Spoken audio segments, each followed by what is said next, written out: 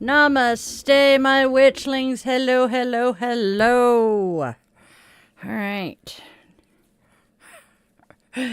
How is everybody doing today?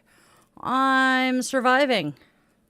I was cold until I turned the lights on to start streaming, and now all of a sudden I am roasting to death. Go frickin' figure. Hi. Welcome to this time of year in the Pacific Northwest. Hi. Slightly frustrated with the Took Monster this morning because we went for our morning walk. And he had to be muzzled because there were other doggos out today. And yeah,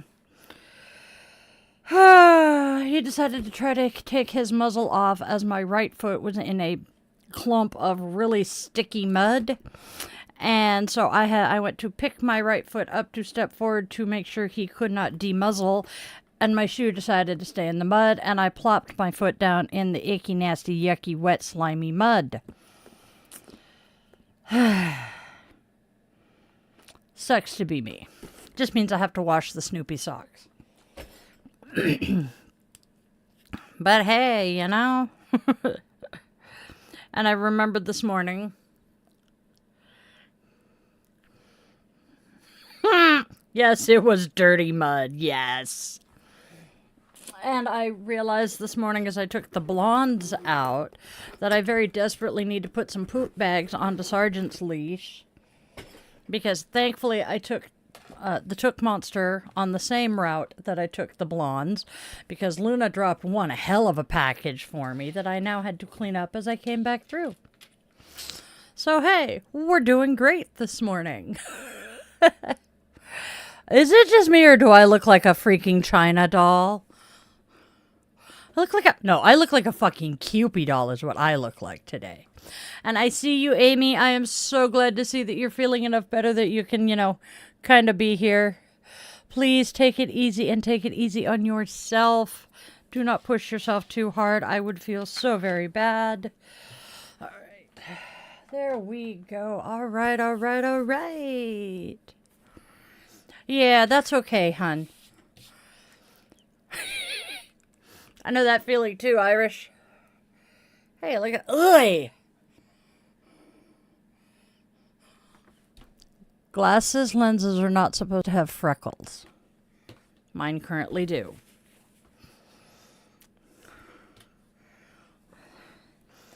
All right. My glasses have freckles.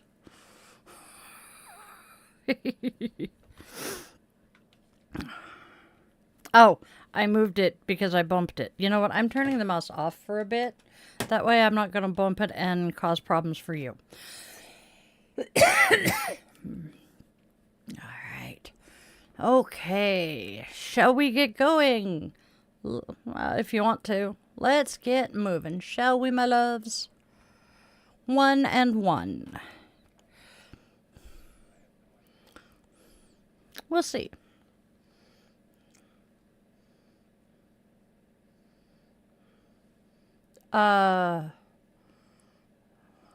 Where did you find that? Are you at the bottom of what I wrote for today? Okay, yeah, I took that and moved it all the way to the bottom because I did only pull one. Okay, here we go. Okay. Yes.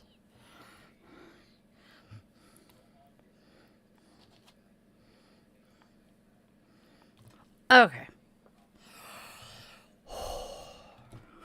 Roger that. Okay, now that we have...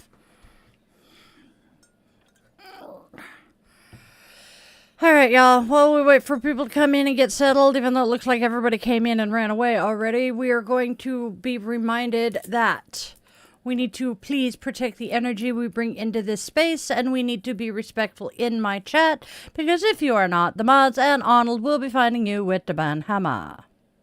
Hasta la vista, baby.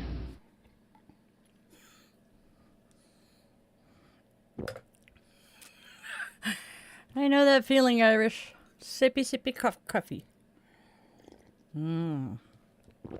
Because coffee is good. All right, y'all.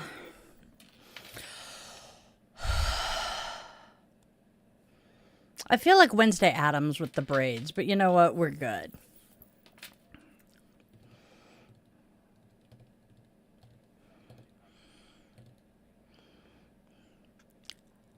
Yes. It's the weekday. All right. All right, so let's get going, my darlings, my dears, and say Namaste, Witchlings, and welcome back. Or if you are new here, hey, hi, hello, and welcome to my channel. Marg. Starting over. Namaste, my witchlings, and welcome back. Or if you are new here, hey, hi, and welcome to my channel. Each day here, we flow with the sacred spiral, and I am Di, your favorite yoga witch and guide through the spiral. So let's step into today's spiral together. So go grab your favorite crystal. I'm going to grab my garnet to play with today. Light your favorite candle or incense. Cozy up with your coffee, tea, or whatever brew fills your cup, because it is Coffee and Questions with Di the Yoga Witch. And let's step into today's spiral together for some really good conversation. Don't forget to do the whole like, share, and subscribe thing, which does, help us a lot. We have a birthday today.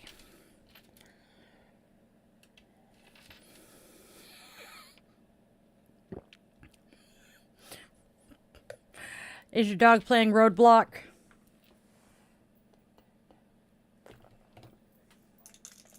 I know, I saw that. I tried to fix. I tried to fix and couldn't. Yep, I agree. All right, here we go. Dong, dong, dong. We have a birthday, a very special birthday. All right. Today is one of my Spoonie sisters' birthday celebration, and Allie, I hope today treats you well, and your little fluffer fur child, too. May your spoons be plentiful, and may your pain be minimal. I love you, kid. So, happy birthday, Allie.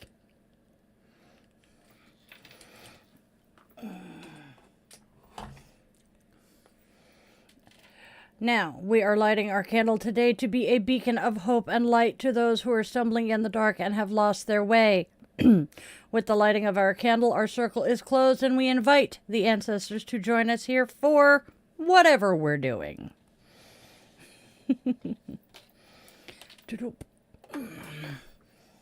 Yeah, chaos is reigning over here. Give me just a second. I have things. I knocked something over. There we go. Strokes. Oh, I had actually edited it that so that it would be current, but that's okay. Yeah. It's not in the park anymore. It's via Zoom.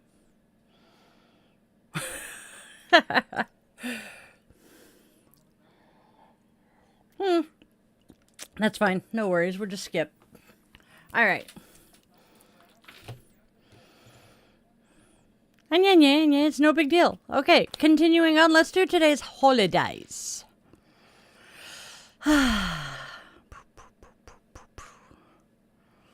Holiday. Celebrate.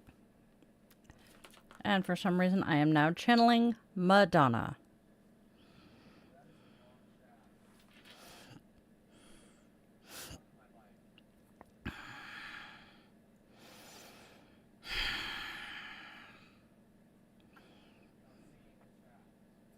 Apparently, I am not. Give us one moment, y'all. Something got goofed up. Something got goofed up. We somehow managed to not get the correct chat going for one of them, so I do apologize to those of you that I have missed. All right, hello spiders on the web. I see a Mimi, I see an Amy, I see Jelly Clit. I like that one. Luffy, thank you. They came from Zenny. I am actually looking into a different resource for them because there are issues with Zenny. I will update the Witchlings. I am wearing my Sunday glasses, not my daily draw glasses. Yes. Okay, I'll change my glasses. It's no big. All right. Let's get going, shall we, my loves? Whoa. Yeah, poor Amy had to go to urgent care. But hey, she is on the mend. That is what matters. Irish, is your dog playing mobile speed bump? Dude. What I have done, Irish. So Irish is saying he has a bunch of pins and no clue what to do with them. So you see my oath of enlistment here. There is a little purple thing right there. That is similar to the one over the altar. Trying to remember where I've stashed the rest of them so I can show you, but what it is it's a little teeny tiny little bulletin board thing that I literally got off of like Temu for $3. And it had 2 purple, 2 pink, 2 white. There's a blue and green version of it as well. I believe you can find them on Amazon. If you want, I can get you an Amazon link for something similar. They are super, super, super easy. And the absolute best part of them is the back is sticky, which is how it is sticking to said bookshelf that you see right there. And it has my, let's see, I see a bisexual feminist fist. I see a safety pin that says you're safe with me. I see another queer pin. My Pacific Northwest Witches Market, a couple of music, a bunch of Barbies, and my Torrid anniversary pins for my for the years I worked there. Oh, and my Million Veterans Program pin. So that's what I'm doing those. Hey, Mike, how are you doing today? I am actually doing pretty good, other than being a little bit warm. Backpacks are good. I can't find where I tossed my backpack, but yes, my backpacks tend to have the ones that have this pin back, not the shove it through and put the frog on it. Almost called it a damn it because that's what my adopted kids call. All right.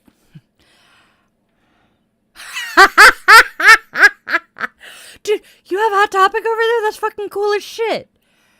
I love Hot Topic. It is one of my favorite stores, and it is one of the biggest reasons that I miss working at Torrid, because as a Torrid employee, I got a 50% discount at Torrid, Hot Topic, and Box Lunch. ¿Dónde está? Insta? Okay. Hey, Jason! I don't see you on Insta, but I am being told... I'm being told you're there, so hello, Jason! You know, that is the one thing I resent about the way that we do this, is I get the chat from YouTube, and I can get the chat from Facebook, but not Instagram, and it drives me batshit. Oh, apparently I don't get the Facebook chat anymore either.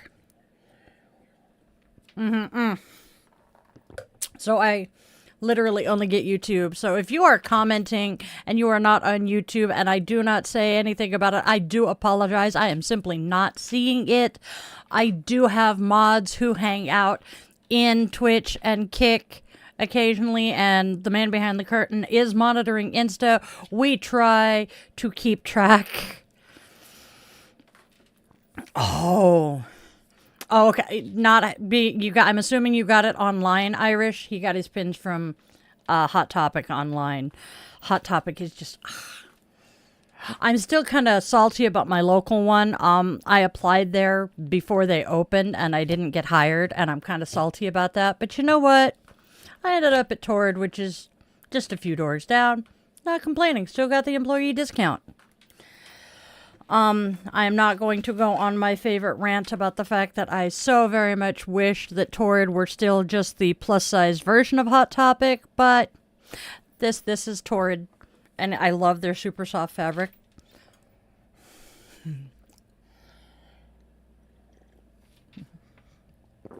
I know there are international Torrid stores. I can't remember where they are, though. I do know that my store, and we are, like I've said, Seattle adjacent, we had these really awesome ladies who came in from Australia. And they were going through the clearance. And one of them really, really, really wanted this pair of pants that had been on clearance for a while.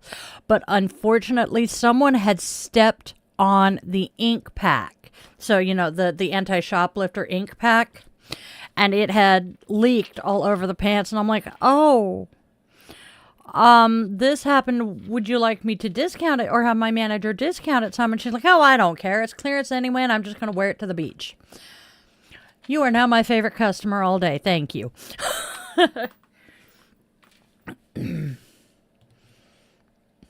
Oh, dude, that is so So not cool, Irish.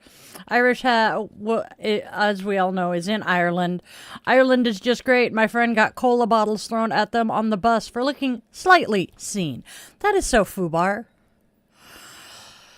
Oh, it is It's Sunday. It is Sunday Coffee and Cues, not bitchin' witch, but goddamn, I want to rant about that so bad. Why can we not let teenagers and young adults just exist and be who and what they want to be instead of expecting them to be fucking cookie cutters of the rest of, adult society? When are they going to be allowed to explore and experiment and to figure out exactly who they are? Why do we expect our kids to go from us dressing them to them dressing themselves in what we want them to wear instead of allowing them to become their own people? I don't blame you, Irish. Yeah, people just hate, and it annoys me. It just annoys me. But that's neither here nor there. I did actually pull up some stuff to talk about today. Oh, let's talk holidays first, I'm a dork.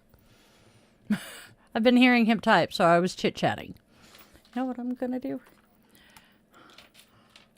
Okay, you're good.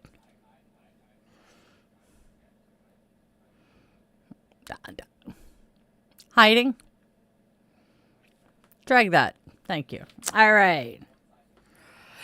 Yes, actually, it is not abnormal to see things in your mind as you are in the process of doing yoga. All right, let us move on. Holidays. Celebrate. We have 3 holidays today. We have Indigenous Peoples Day, the United States Navy's birthday, and the International Day for Failure. All right. So, today we honor the resilience, wisdom, and living traditions of Indigenous people across the world. This is a day to listen, learn, and unlearn, to celebrate the strength of cultures rooted in reverence for the earth and community. Sounds good for a witchy group, right? Right, good. Moving on. Our next holiday.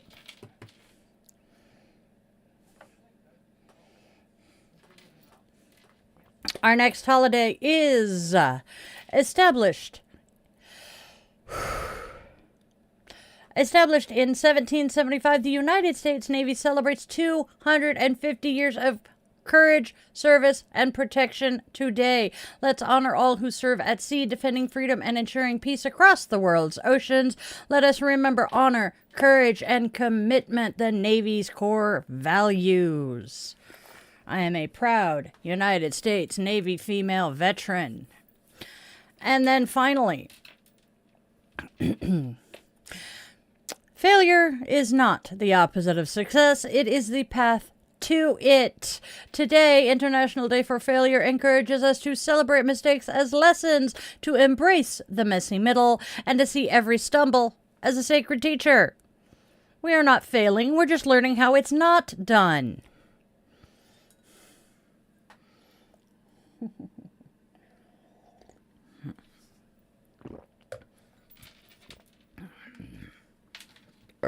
Oh, excuse me. Wow, y'all were probably thrilled to hear that. Haha. What's up, babe?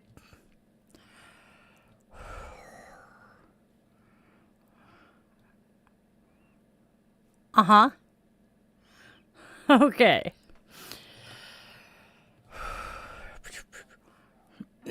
All right, so yes, it is Canadian Thanksgiving tomorrow. I wish my Canadian viewers a very happy Thanksgiving.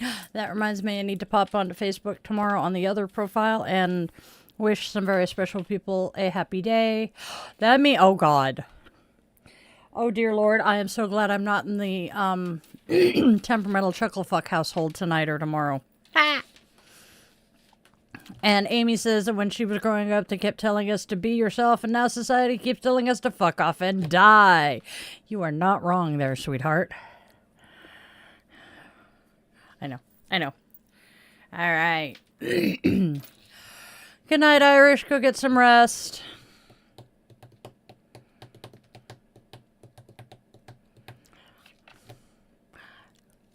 Nope. Welcome to society. I mean, come on. When I was a kid and a teenager, the what would Jesus do thing was like everywhere. They wanted us to stop and think, what would Jesus do in this situation, and then act more like Jesus, right? And now that we are grown up and we have taken that lesson to heart, we're the ones being told that we're in the wrong because empathy is a sin, and loving others as we would love ourselves is not what we're supposed to do. We're supposed to hate them. And despite the fact that the Bible says to take foreigners in and, treat them as one of your own. Oh, no. We are not supposed to do that anymore either. But yet the Bible says this, and this, so we have to listen to the Bible. Please make it make sense.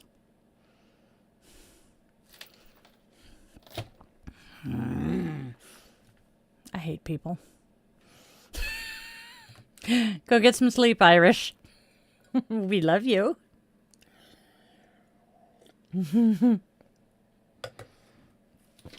I'm so very frazzled and frustrated by some of this because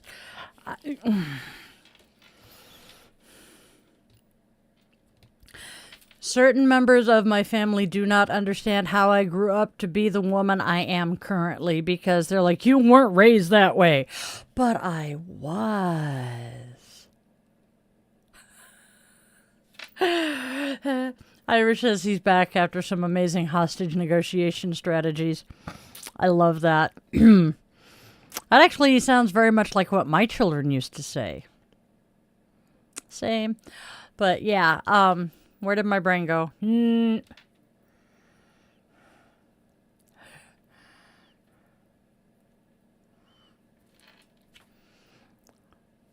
Yep. Irish says he used to be a tracksuit every day wearing devoted to footballing lad, and now he's this, which is very much not that. And no, sense is not making.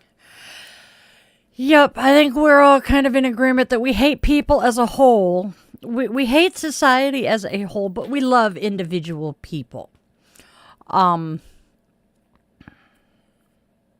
Yes, I did. I did. I checked my brain at PDX and they didn't allow me to pick it up at O'Hare. See, they don't want us to have brains. Brains.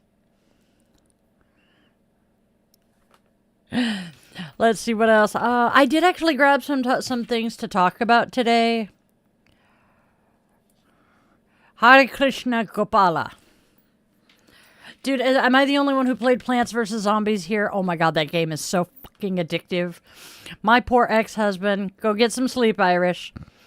My poor ex-husband, I was late coming to pick him up after work so many nights because I would sit down and play my video games, either Zumba or Plants vs. Zombies, and I would get sucked into it and not realize that it was now time to go get the husband. Oops. Still love those games, though. I just don't have a system that has enough either battery or memory life to be able to play either of them.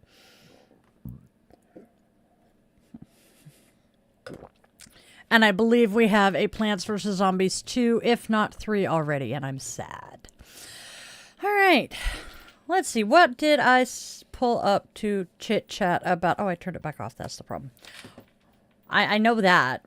Let's see. The topics I have pulled up to talk about today is the fact that I am very, very proud of the Seattle Mariners. We are one step from the World Series, which they have never played in. One of my favorite YouTubers is plotting a knit-in at the Capitol Mall. We have some October Cozy Magic. We have some little freedoms that we can talk about the power of small wins. And then because my cat kid is such a Sasquatch fan, and I have to admit I'm something of a believer myself, we've got some Squatch news. And then I think there was one other thing. Oh yes, some Halloween shit to chit chat about.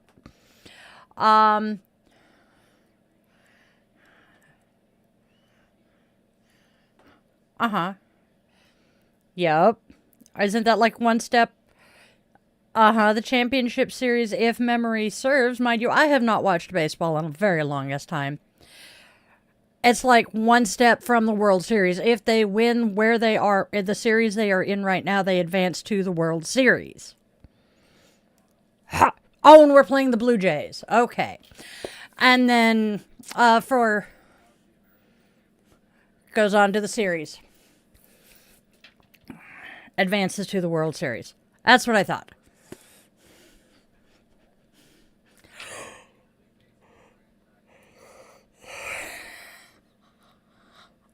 Seriously, I did not know that.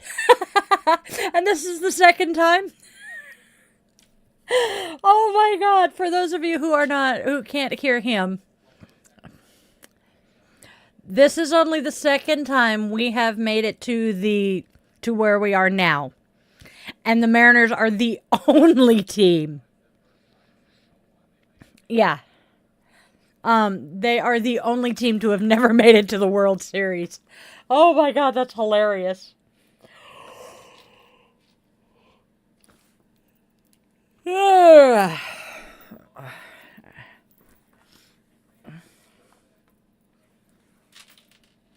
damn, that's a kick-ass team.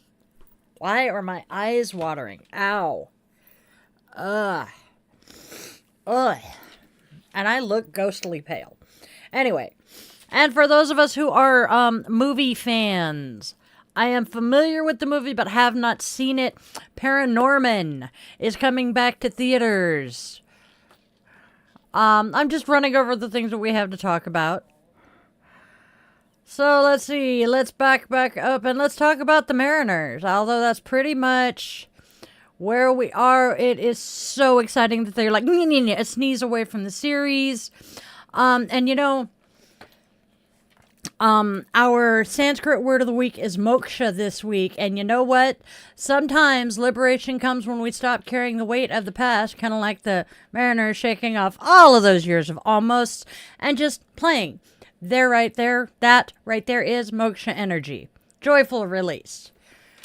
Oh.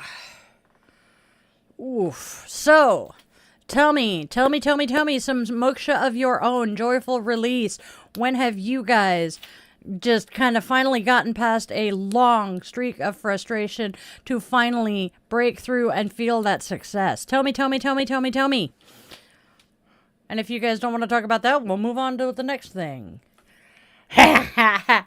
See, Amy, I grew up in a household where one parent was a Dodger fan and the other one was a Yankee fan.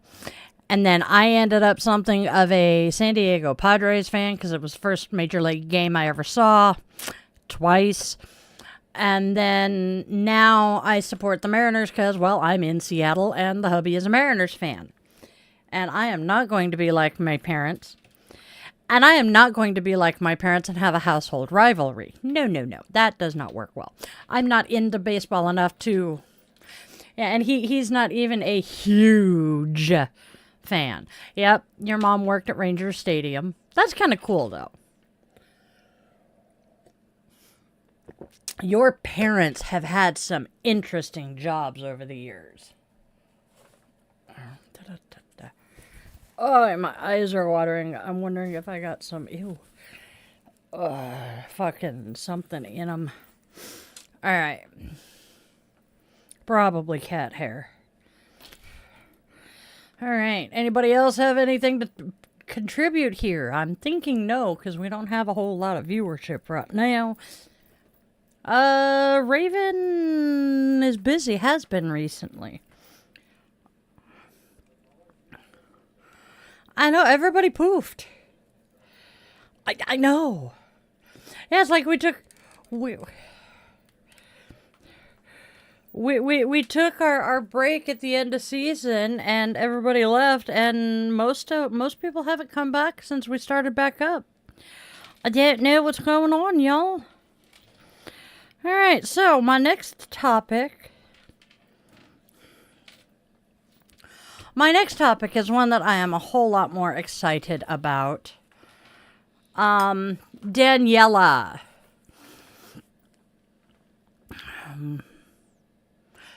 Yes, moonshine does get you drunk very quickly. Yeah, I understand not being into sports. So, this next thing, I have multiple reasons for being interested.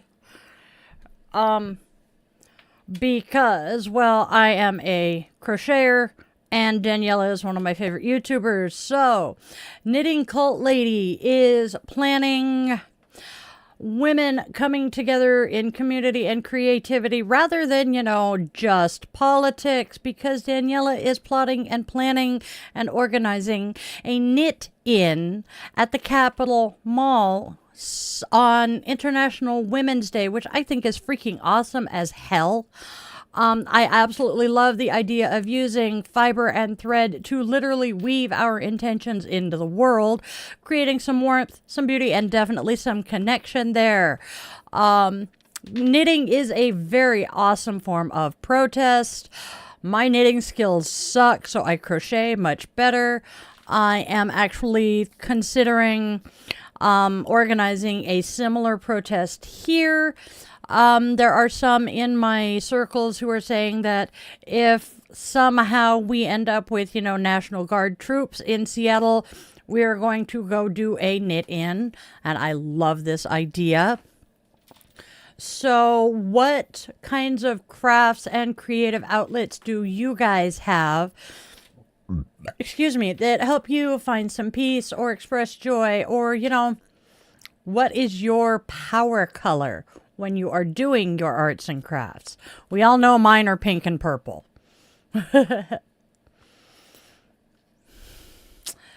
Yup. Oh, Mimi, there are some really, really, really awesome tutorials on YouTube. Crocheting is so freaking easy. Once you get the tension thing, so you're not pulling your stitches too tight to be able to hook back in, it is so freaking easy. I am jealous of those who can knit and crochet without watching their hands. I still have to, but it's story time. I learned to crochet, so backing up, the incubator knit and crocheted. Her knitting skills far exceeded her crocheting skills. I am the other way around. But she tried to teach me, but consistently got so freaking frustrated with me that it did not work. And so we both dropped it. And then there was a group at the Seattle VA called Healing Hands in the Women's Trauma and Recovery Clinic, where we used knitting and crocheting 8x8 squares to make quilts that were like 6x8 or 8x8 for other women veterans who were either going through cancer treatment or homeless or some such. And in that group, I finally learned to crochet, and I absolutely love it.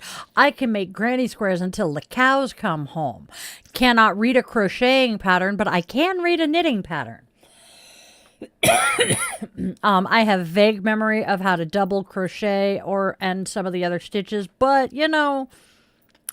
doesn't have to be perfect. It just means I can never make amigurumi or anything like that, which is kind of a bummer. No, it wasn't that she was sabotaging me, Amy. It was just, I wasn't picking it up as fast as she wanted me to, or I had too many questions about it, so I frustrated her, and she would start screaming at me, and yeah, it would just devolve from there. Baby blue, baby pink, and black are Mimi's power colors. I like it. Knitting and crocheting with black, though, is so difficult, especially if you wear glasses or have any impediment to your vision.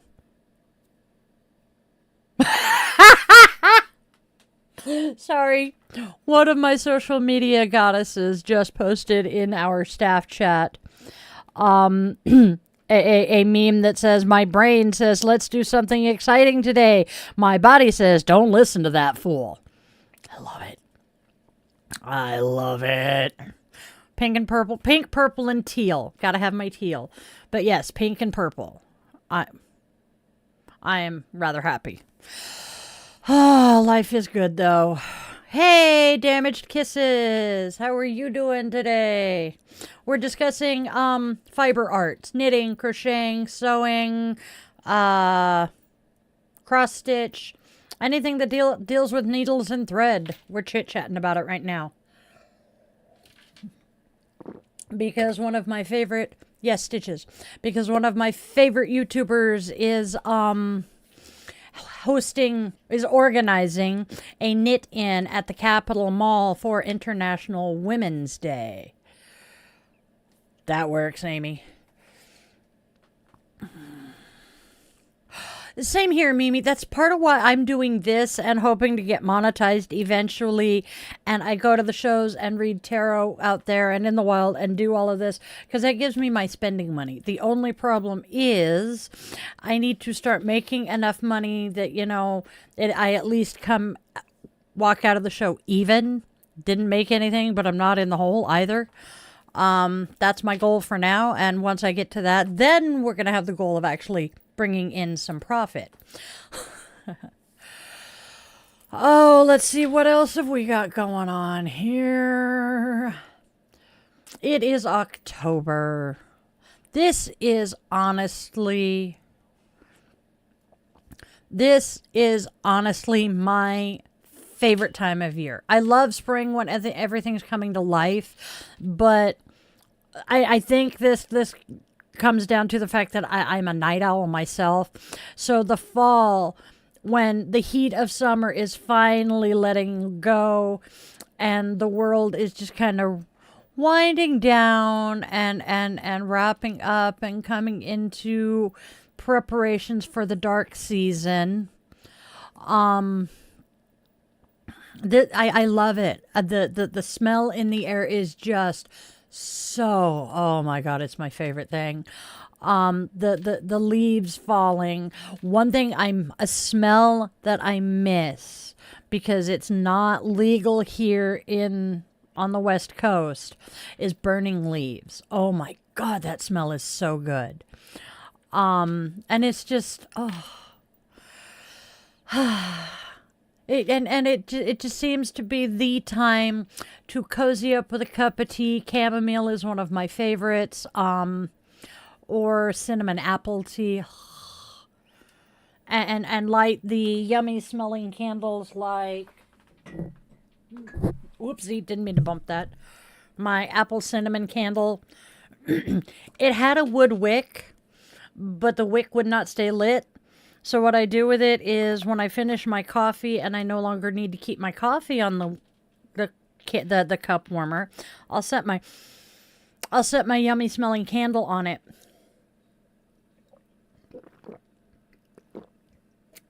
So I'm going to do that now. And it makes my whole office smell so yummy. You know what? I bet I can cool that down. My little rituals around this time of year. Oh, what do? I do all sorts of shit in the lead up to Samhain. And what did you do? Oh, okay. He just closed a window he didn't mean to and screamed in my ear. And I'm like, what did I do now? Yeah. Oh, I hear you, Mimi. I hear you, Mimi. I am so glad to be living in a house. We rented a house in Southern Oregon when I was a kid, lived in that house for 7 years. And then we moved from there to the Portland metro area. I don't want to talk politics right now. I just want to say I am so incredibly fucking proud of my former hometown. But we moved to the Portland area, bounced around there for 6th and 8th grade, and the beginning of ninth. Yes, I know I did not mention seventh. I did not go to seventh grade. And then the beginning of ninth. And then we moved to Woodburn. Still lived in apartments that whole time. Excuse me. I did not get to live in an actual house again until October of 97, when I moved in with my ex-mother-in-law in basically Anaheim. I could watch the Disneyland fireworks at night from the front yard. Lived in Navy housing for about 8-9 years. Moved into an apartment with my parents. And then we got up here and I finally got to live in a house. And I am so glad my kids got to grow up in houses rather than apartments. Because let me tell you what. You try to raise 3 children who are on the spectrum and are all 3 prone to screaming meltdowns with at least 1, if not 2 parents who are also prone to screaming meltdowns, living in an apartment without getting the cops called on you. It don't happen. So I'm so glad that we lived in houses. And Mimi says she's too loud for an apartment and gets up way too early to clean and stuff in an apartment. Because, yeah, I really wouldn't want my upstairs or even downstairs neighbor running the vacuum cleaner at 8 o'clock in the morning. I would be pretty livid. But I was also that neighbor. I would be the one running my vacuum cleaner at like 10:30 at night. So fair is fair. I am so jealous. It would be so freaking cool to be able to see NASA. But yeah, so my ritual circle here in my office smells a whole lot like cinnamon, apple, and some oak leaves right now. And every time I light one of my ritual candles, like this little friend, the entire space just kind of hums with energy. It is so fabulous. And I know it's the fact that the veil is thinner between the worlds, and so energy is more capable of swapping energy back and forth. Yeah, well, your upstairs neighbors at 2 a.m. You guys are still awake at 2 a.m. I'm totally not surprised someone's grinding coffee at 2 o'clock in the morning. Amy lives with the eldest of our cousins and her family. So, yeah. I used to feel so bad.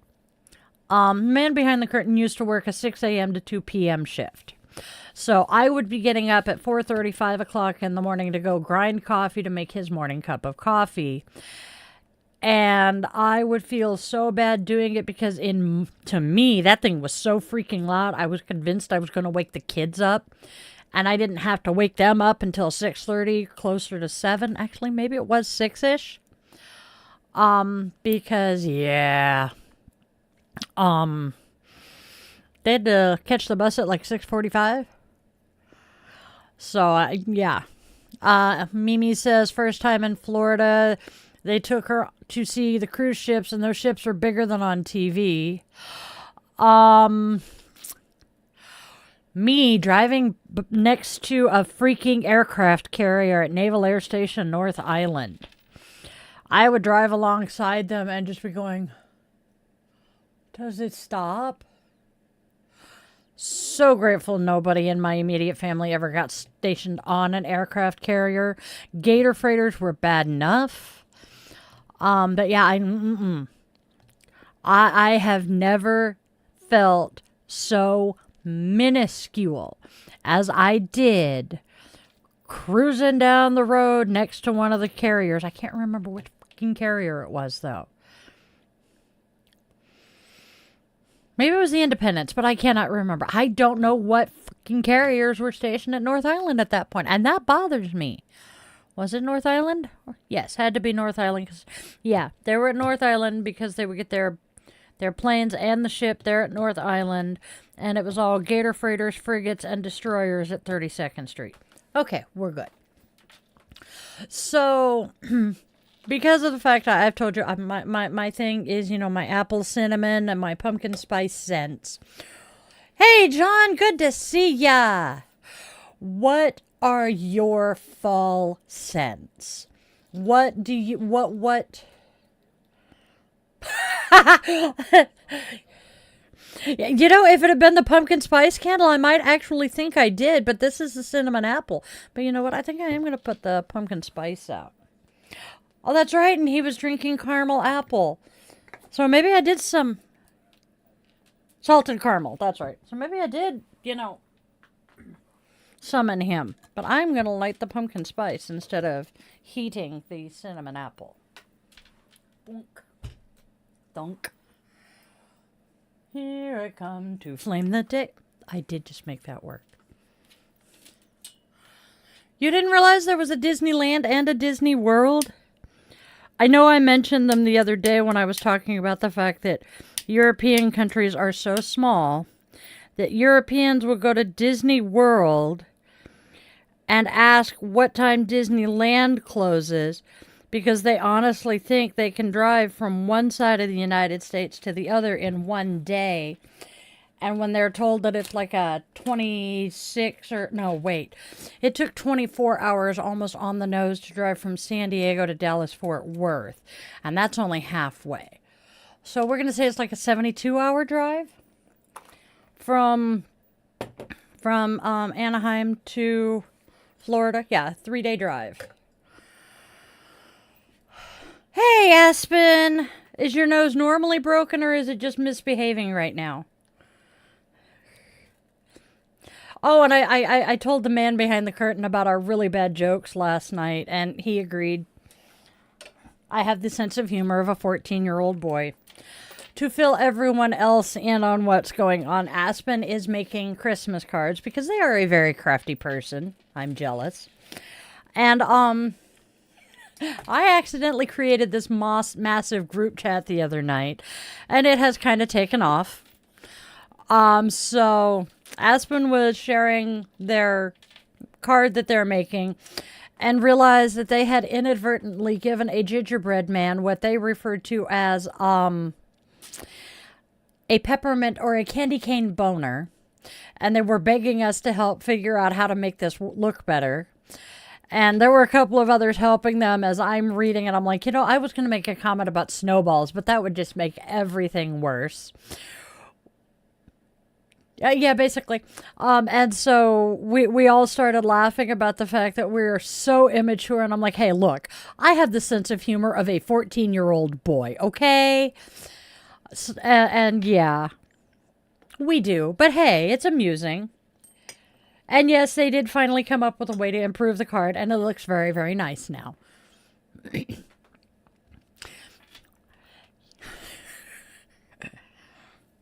You have the body of a 21-year-old, and you really need to get rid of it because it's starting to smell. John.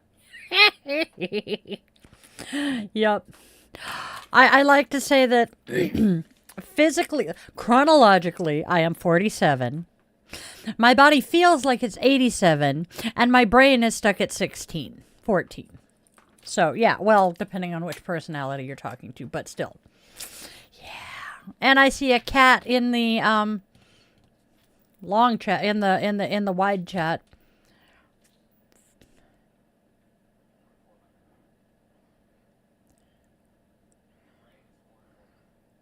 Oh, that's what he said. Okay, yeah. The extras in my head are anywhere from 4 years old to. He's saying 400, and I hear them giggling and saying more than that, my dear.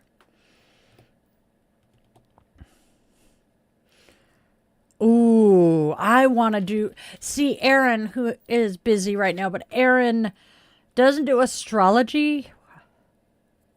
Sort of. Give me a second to get my thoughts into some semblance of order that will make sense. So, Erin, who is a house day, the owl person that's in here, she's my soul sister. She does her tarot. That would be hilarious. She does her tarot with numerology, and oftentimes the numerology will be, she takes the day and does the numerology and finds out what number day we are in, and then translates that to the tarot, And then she reads the tarot that way. I don't understand exactly how she does it, but it's really freaking cool to see. No, I cannot get those thoughts in order either, Amy. It's really cool to see, and I want to figure out how she's doing it, because I know there are other people who also do the astrology and tarot together. Oh, okay. Ah, okay. You filled it, now you gotta go empty it? Okay. Body of a 90-year-old, brain is a 10-year-old, and your mouth is a twink. Yup. I know that feeling, too. All right. So this week's Sanskrit word of the week is moksha. Give me half a second to pull up my little thingamajigger about that. Please be patient with me, because I am a dorkfish sometimes. What the hell did I just do? There it is. What are you doing? All right, there, October, week 3, because we are cutting the cords this week. Finally, took me long enough to find it. Okay, so moksha is liberation, release, freedom, emancipation. In a spiritual context, it refers to freedom from the cycle of birth and death, samsara, but also more generally to freedom from suffering, ignorance, and attachment. Okay? So, what is one small way that you have felt free this week, bringing it to, your moksha, freedom through laughter, movement, saying no to something, or even just letting go? And I see, where did Hazel pop in? There's Hazel. Hi, Hazel. We are doing fun shit here today. Another one of my YouTubers that I watch is back. She took a month off. Apparently she's publishing a book, but before she left, one of her characters had just given birth. And her skit yesterday was the brand new mom with a brand new dad who's basically stay-at-home mom. And the main character, I guess would be the way to describe it, who is currently 7 months pregnant. And they were discussing the fact that men, even if they're stay-at-home dads, they're allowed to be tired and they're allowed to whine and complain. But moms, no. We have to just smile and push through. And the brand new mom character did the smile of, yeah, I'm here, I'm going. And every one of us in the chat or in the comments who is a parent is like, we know that smile. It has been 22 years since I was that mom, but I know that smile.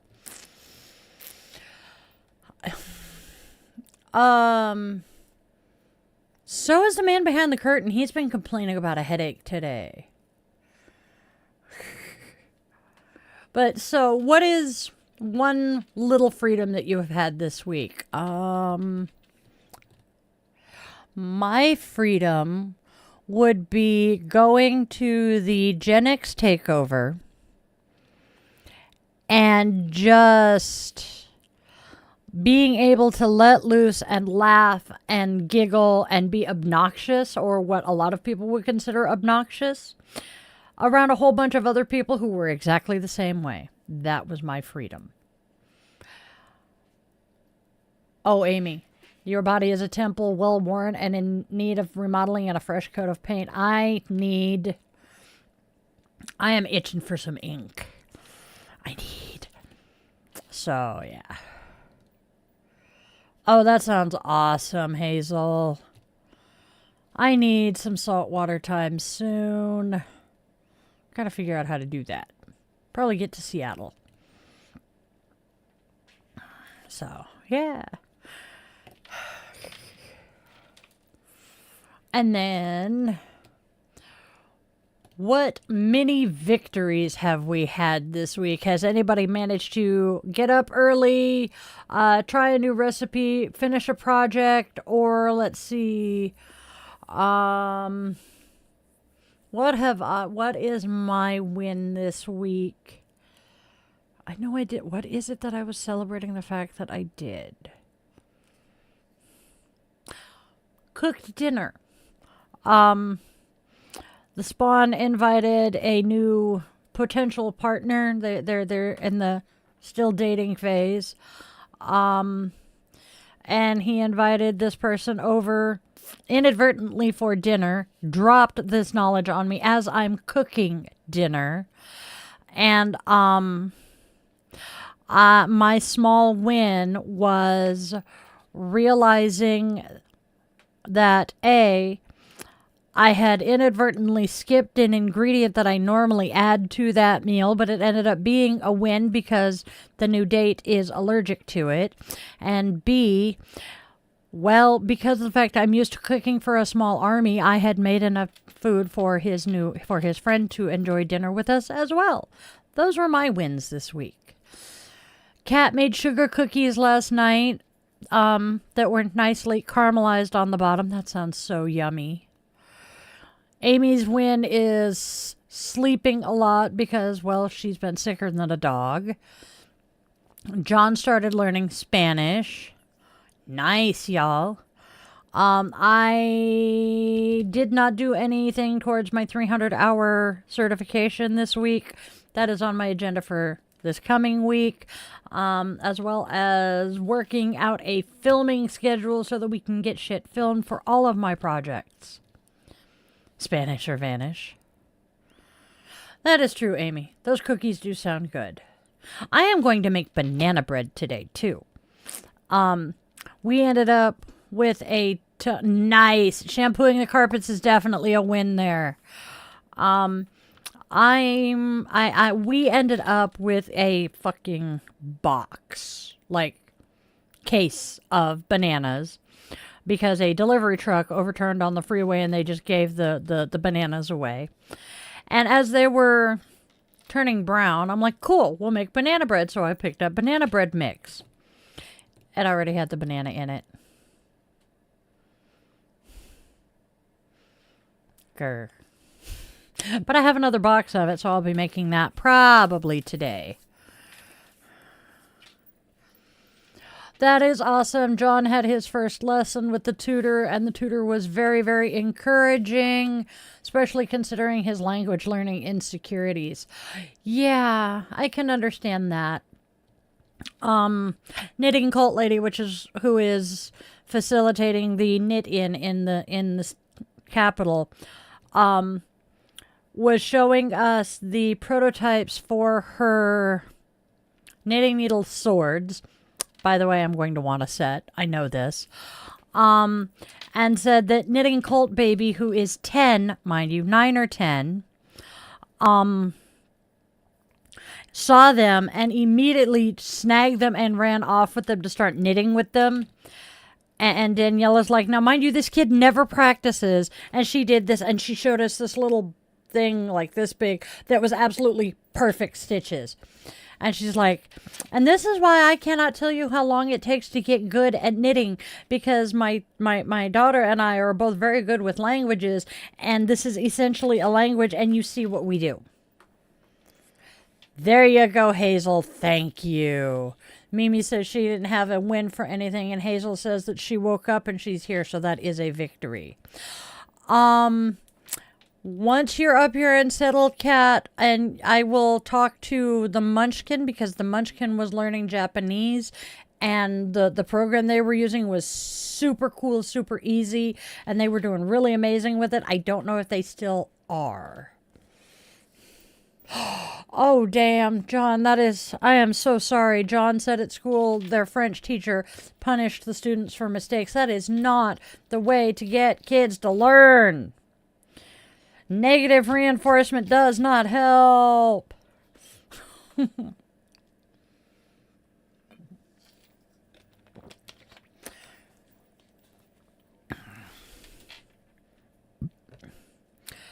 Yeah. Amen to that, Kat. Yeah. The man behind the curtain is saying there's a lot of mistakes that he has made in his life that he doesn't anymore because they were literally beat out of him.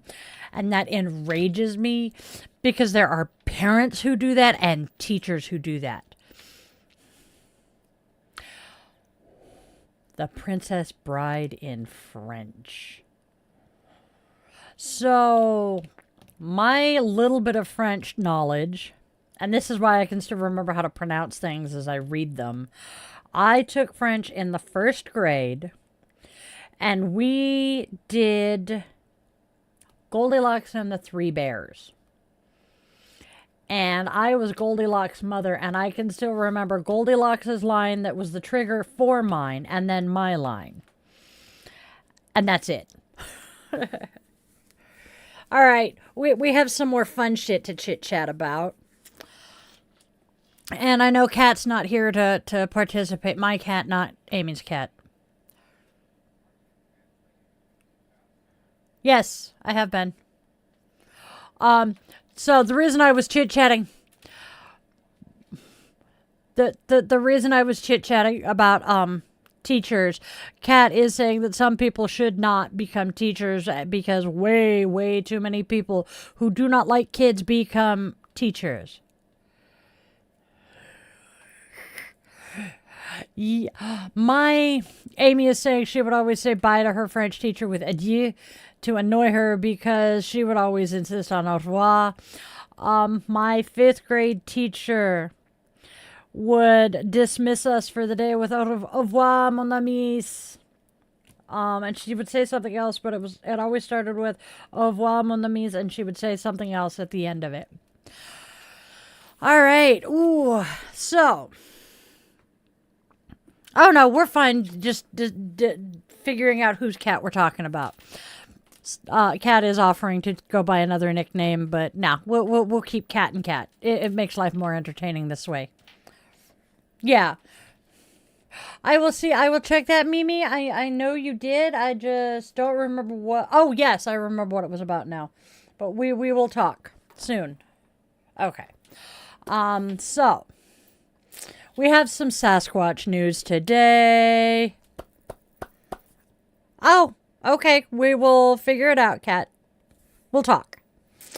There has been indigenous reframing of Sasquatch in Guardian of the Land, which is coming out. It's a new OPB short film, and it is going to premiere on October 12th, which I think is today. That is reframing Sasquatch, not as a monster, but as a relative, a protector, and a teacher of the land, centering indigenous oral histories and wisdom from the Columbia River region tribes. This is absolutely fascinating to me, having grown up, in Oregon and now living up here. Here is our question. How might seeing Sasquatch as a guardian change how we relate to wild places and the unseen?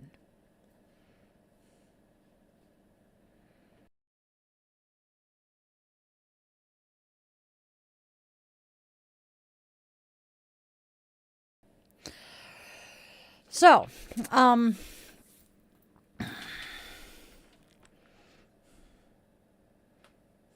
cabins.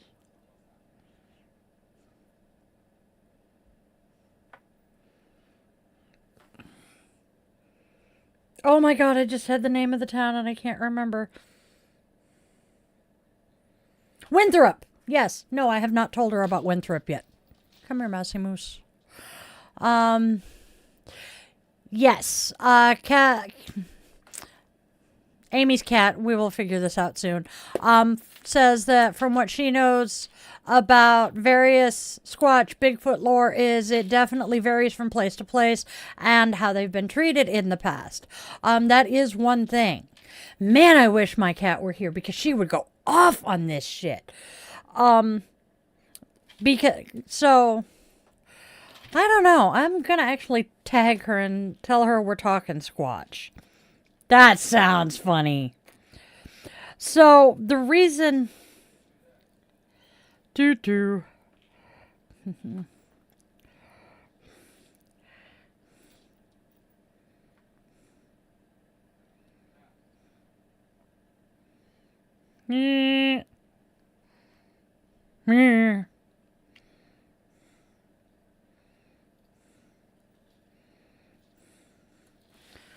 But yeah, Kat is such a Bigfoot fan that she is starting a business of her own that is Sasquatch related.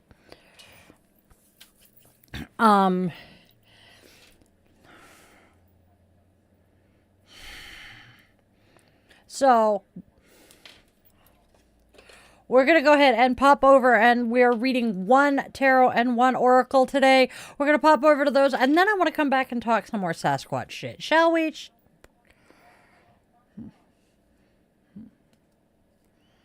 Oh, dear Lord. Poor Mimi. Don't be sorry. I don't. It's not like you're just abandoning us, honey. Don't apologize. Batteries die. So, do we want to read cards or do we want to keep talking about Sasquatch? Ow, what the fluff? I think she's busy. All right. Something else. Let's keep talking Squatch. Pierce County tops Bigfoot sightings list in Washington. So Pierce County, most people who are familiar with Washington have no idea what counties are. Tacoma is the biggest draw of Pierce County. That's what most people know down there. So according to ongoing research, Pierce County has the highest number of credible Sasquatch reports in Washington, and there have been 84 of them over the past century. So this is actually kind of impressive. That's almost one a year. And then it is followed by Skamania, which I cannot remember where the fluff Skamania County is. Snohomish County, which is north of us.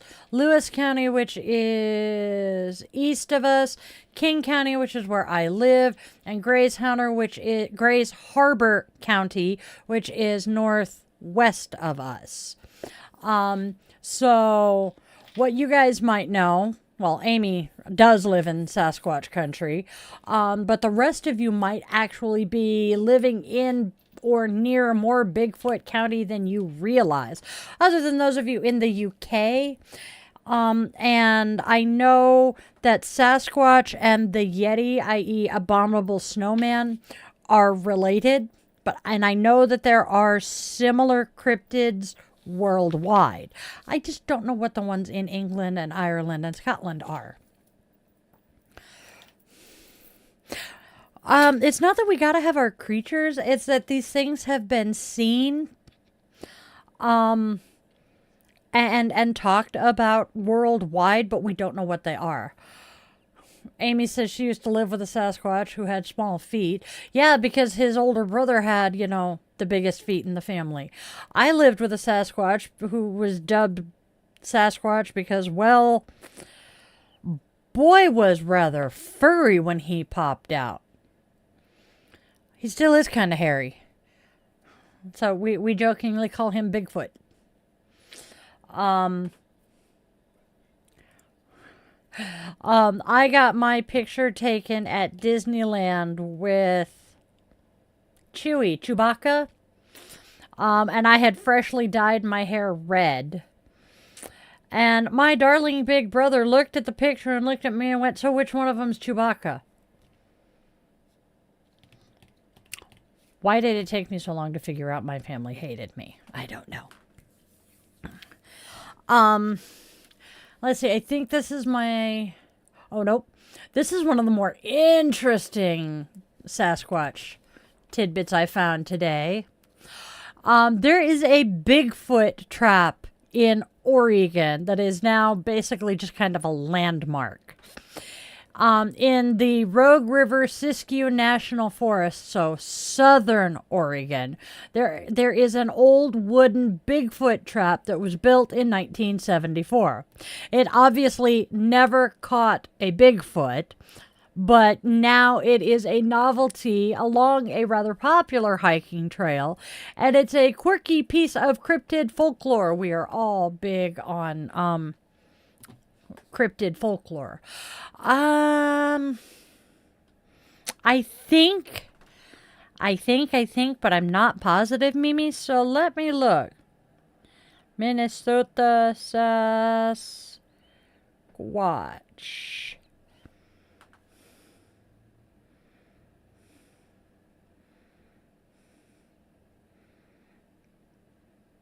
Sightings. There we go. Minnesota, particularly the remote northern areas, is the subject of numerous alleged Sasquatch sightings and investigations, with the town of Remer being known as home of Bigfoot due to frequent reports and a tourism draw. There is a Minnesota Bigfoot research team and organizations like BFRO, Bigfoot Research Organization, potentially, investigate these claims, collecting evidence such as footprints and audio recordings. So there's Remer, Minnesota, Chippewa National Forest, St. Louis County, and then the research and evidence is the Minnesota Bigfoot Research Team, Bigfoot Field Researchers Organization. I was close. So, yeah. Oh, actually, the Animal Planet show Finding Bigfoot actually filmed an episode in Remer. Yeah, but this would be St. Louis County in Minnesota. I am going to look up the Missouri. Beef roast, yep. Doink. Ta-da-ta-da. Missouri.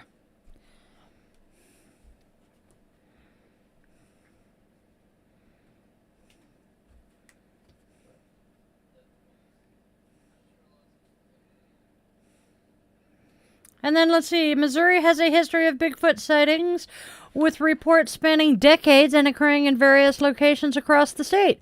Notable incidents include the Momo the Monster legend, originating in Louisiana, Missouri. That's interesting. In the 70s, and more recent reports in places like Butler and Crawford counties. Notable incidents and locations: Louisiana, Missouri, Butler County, Clinton County, Crawford County, Sullivan, Missouri, and Big Piney River. And the reason I pronounce it Missouri, and I have learned that this is depends on the part of the state you come from, whether it's Missouri or Missouri. My best friend and basically sister from another mister lived in the state for many years, and she pronounces it Missouri. However, the Spawn's ex-girlfriend lives in a different part of the state and cringed when I said Missouri and said it's Missouri. So 44. Say what name? Oh. Yeah, we do not say the W. All right, so the man behind the curtain is commenting from Google. Minnesota is associated with several cryptids, most notably the Minnesota Iceman, a supposed frozen humanoid found in the 1960s, and a creature that I do not say the name of because if I do, it becomes fascinated with me and the Spawn. My favorite way of describing it is, here in the States, we all know the fast food place with the red-headed girl. We say it's the red-headed girl to go. Or the redheaded girl drive-through. There we go. And I'm sure y'all can figure that out. And that is an indigenous cryptid. John is saying if the aliens ever land in London and ask them to take them to their leader, there will be terms and conditions. I can't say I disagree with that one. Yeah, he says they need to take him and do cruel experiments on him. I'm pretty sure John dislikes the current. And then Mimi is saying, in response to what I was reading, that she didn't know all about St. Louis County is in the Duluth area. Thank you for that. Yes, I don't. Kat is saying the man-eater one, and then also the shape-changing, which you don't say the name of, or whistle at night. Yes, no, I do not speak either of those. One of them, if you want to know about them, there is a ranch in, I want to say, Arizona. The second half of the first word of the name is Walker. That will give you enough information to find out about it. Those are witches who, they used to shapeshift into animals and carry messages, but they would shapeshift into something faster, such as a fox or a wild cat. Yeah. So that is why that happened. And then for something happened, and they ended up not. I can't remember the details. I will. Kat wants to know our history with the other critters. Basically, our history with some of these critters is the fact that my poor darling spawn has Comanche blood and a Cherokee name, and then was born from me. So I cursed that poor child. John is saying he wants to call the I believe it's the PM up and ask if he feels like somebody's sticking pins in a voodoo doll of him. And when he says no, wants to say, how about now? My thing with voodoo dolls is I want to know who has my voodoo doll, and I would really like them to scratch my ass when I am in public and it itches, because, well, it's not appropriate to do that. Or scratch my back, you know? Give me a back rub and scratch my back so it'll stop itching. And now my brain is replaying the scene from Teen Witch. Give me a second. I need to give you a year when that was released, because it explains a whole lot of the cheese in this movie. Teen Witch. One of my favorite freaking movies. 1989, and the actress who plays the main character is actually Blake Lively's older half-sister. But Teen Witch, this girl has a crush on a boy, and chaos ensues. She ends up going to see a fortune teller to, find out if anything interesting is going to happen. And the fortune teller discovers that she is the reincarnation of this big badass witch, which just brings all the more fun into it. There are some really awesome scenes in it, such as the rap battle with Take That. It's great. Yes, John. It is very much cheesy enough it could be an ingredient in a souffle. Amy is asking if voodoo isn't a closed practice. You are absolutely correct. Yes, voodoo is a closed practice. But for some reason, people seem to think that voodoo dolls are okay. I don't get it. I personally will not fuck with voodoo because no, thank you. I don't know enough about it to be able to do any of it safely. I have not been initiated into it. The closest I have gotten is, hold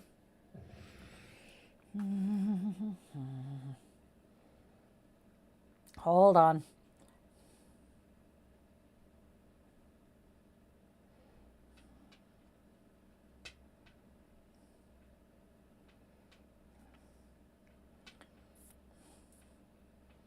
It's not voodoo. It's something else.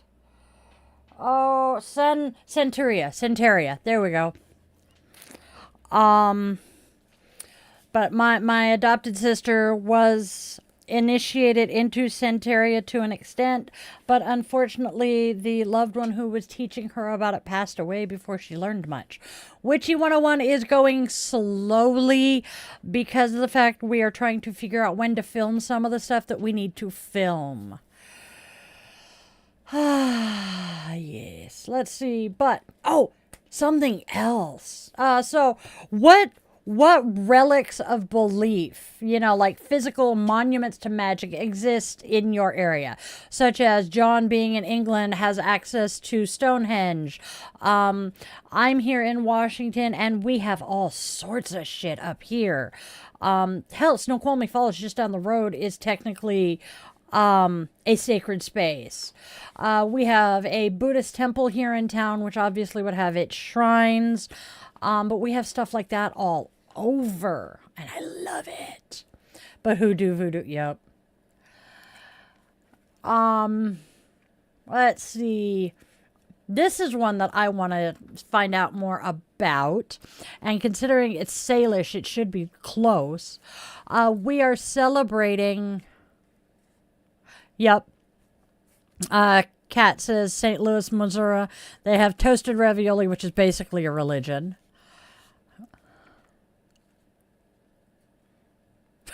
Yep.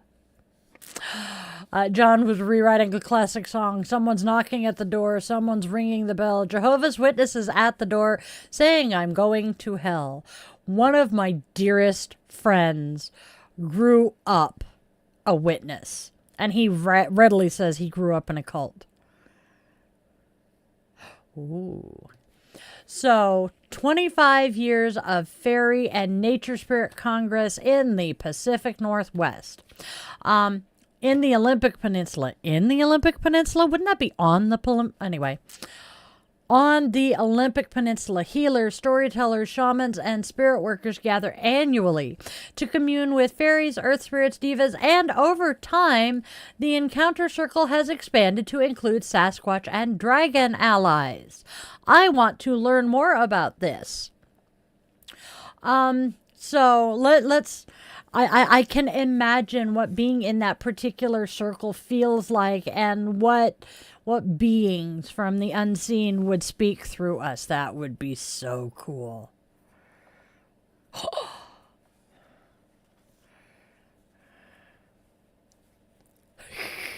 Yep. I know. Okay. All right. Sorry. Let's see. So I mentioned Paranorman is coming back. That is kind of cool. What Halloween themed films are you guys wanting to see on the big screen this October? I don't even know what all is coming out this year. I do though kind of want to watch the final Halloween. Good to hear, John.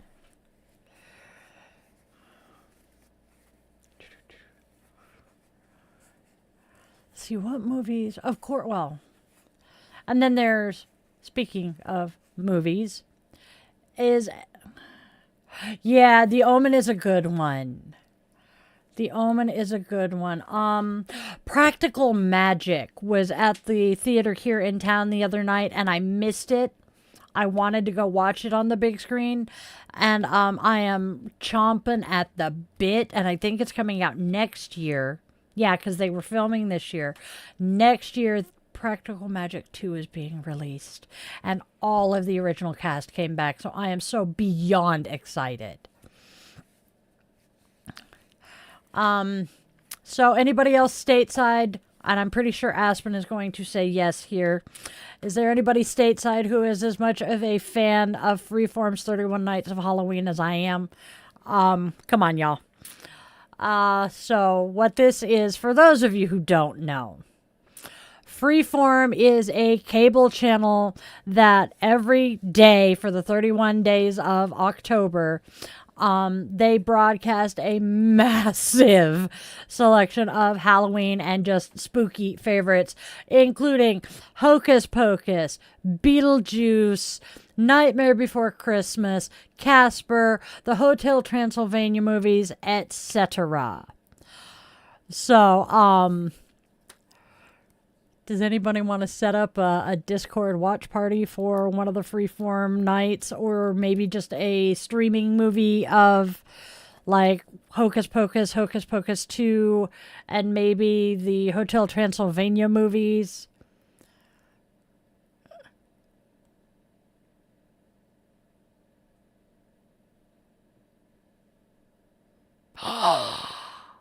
Oh my god, the man behind the curtain found Witchy Films 9 magical movies you need to watch. Oh, and whoever wrote this blog wrote one about 10 witchy pagan novels. That one sounds fun. Alright. Oh yeah, thank you, I love you. Let's see, pagan movies are on, yep. Alpha. Okay. Experience the incredible story of how mankind discovered man's best friend. While on his first hunt with his tribe, a young man is injured and left for dead. Awakening to find himself broken and alone, he must learn to survive and navigate the harsh and unforgiving wilderness. It is a visually immersive film set during the last ice age. That sounds like a really good movie. It's literally so heartwarming, and I say that as a cat person. Okay, that makes me want to watch. Chocolat, which is a Johnny Depp film. I remember it coming out. I did not know it was a witchy movie. Kitchen witchery. Wood. Okay, so. Sorry. Yup. So Friday went well and they want John back. I'm happy to hear that. Halloween he's going to be doing readings. I have not entirely decided what I am doing on Halloween. We're going to try to share the screen we're looking at. I think that's what he's doing. Dump. All right, dump.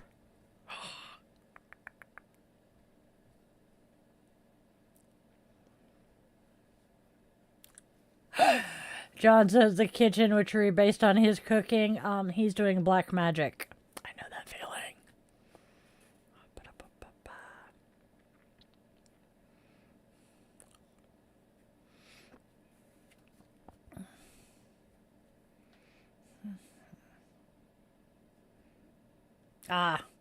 So those of you on Portrait aren't going to be able to see this. Kat is saying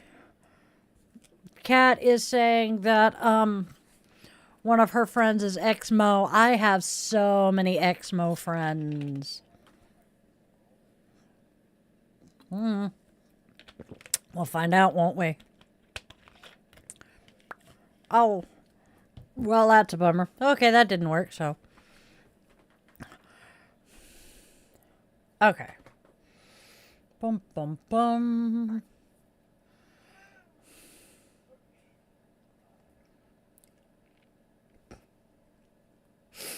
John says that when he hosts dinner parties, the Who declares the dining room a disaster zone.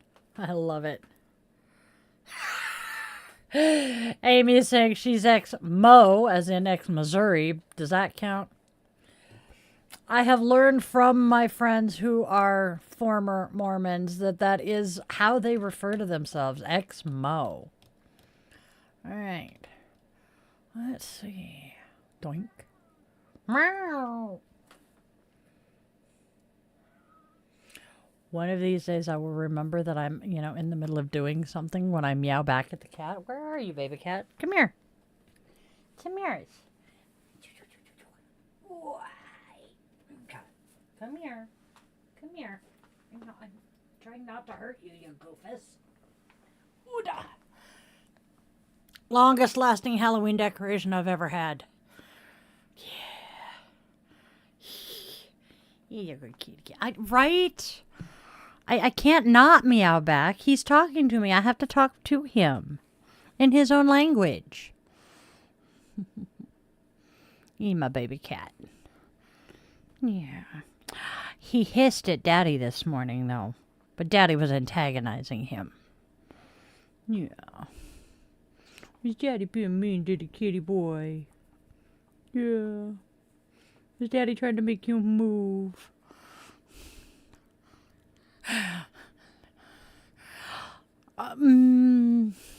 Maybe she'll find her voice eventually. I mean, Luna didn't bark for the first year and a half we had her. I wonder if Wavy is in her own weird way mourning the fact that the land orca is no longer with us. What did you do? Okay. John says normally on Halloween he sits looking at truly some disturbing things, I think is what. horrifying things that he shouldn't do because he always ends up having nightmares. Yeah. My witchy baby in Missouri, they're actually in your area, Kat. You're not too far apart. Had a tuxedo kitty that they referred to as a land orca because at one point he was rather rotund. But he was such a good cat. We loved Shadow. John. Oh, so she does have a voice. Normally I can come up with the name of the town where Aspen lives. I will connect the two of you. But yes, you were saying that your mother didn't like the idea. No, not yet. You were talking about the fact that your mom didn't want you driving up here alone, so she wanted you to take her or your brother with you. And I'm like, I actually know somebody. Aspen's dad lives up here by me. So, hey, I may connect the two of you and you guys may make a road trip. She just doesn't mew. Aspen has a new ESA whose name is Waverly. And Waverly doesn't talk much. Just snorts. Oh, and there goes the candle. It's okay.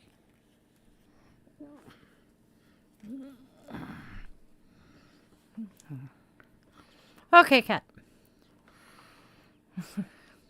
Well, yeah. Shit.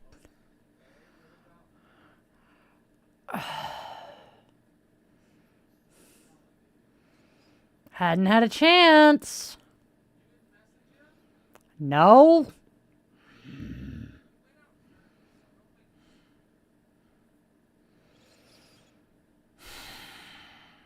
My ADD tax is happening again. I get to be the one to...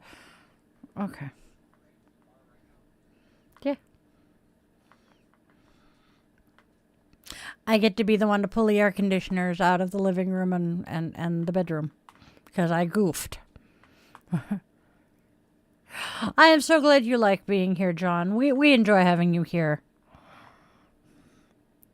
I picked the cat up and I am now covered in black cat fur, but it doesn't show on the camera as bad as Tooker's does.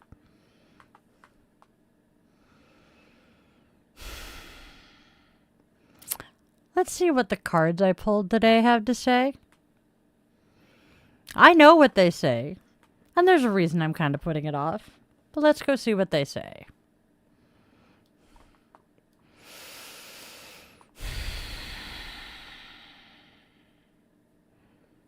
All right. So first. Oh, wait. I forgot something. Oh, there goes the kitty. No, I was recording.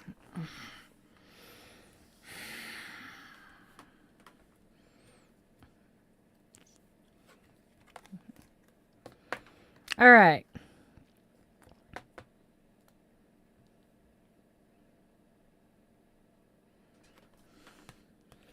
So we have one of each today, and it's not super duper positive. Our oracle card is inevitable. And then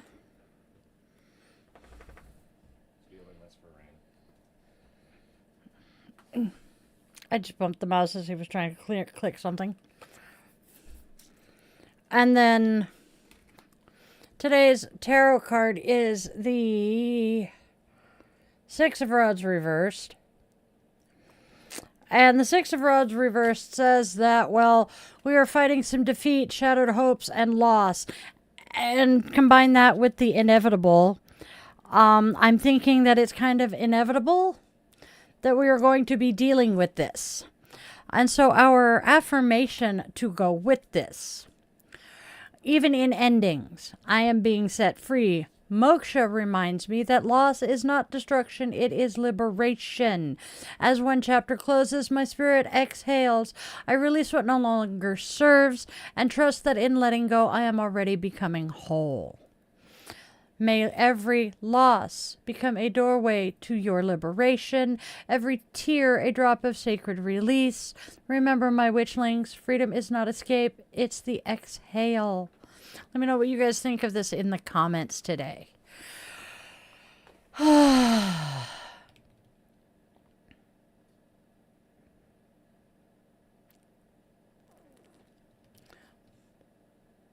the artwork on my cards, John? I know.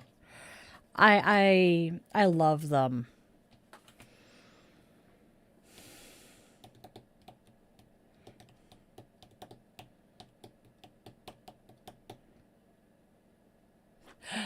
You too?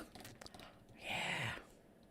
We've had a rather trying couple of days up here, a rather difficult conversation with family members on Friday, and just a bunch of stuff to deal with right now. So yeah, it's kind of in the air right now. Oh, hot. Oh.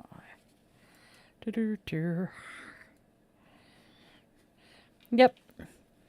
Yeah, as the man behind the curtain says, it is fall, and the holidays are coming up. So we are coming into the time of year when people are going to go toes up.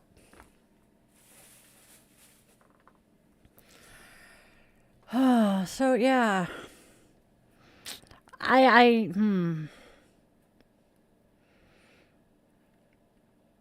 have a weird feeling this year. I don't know.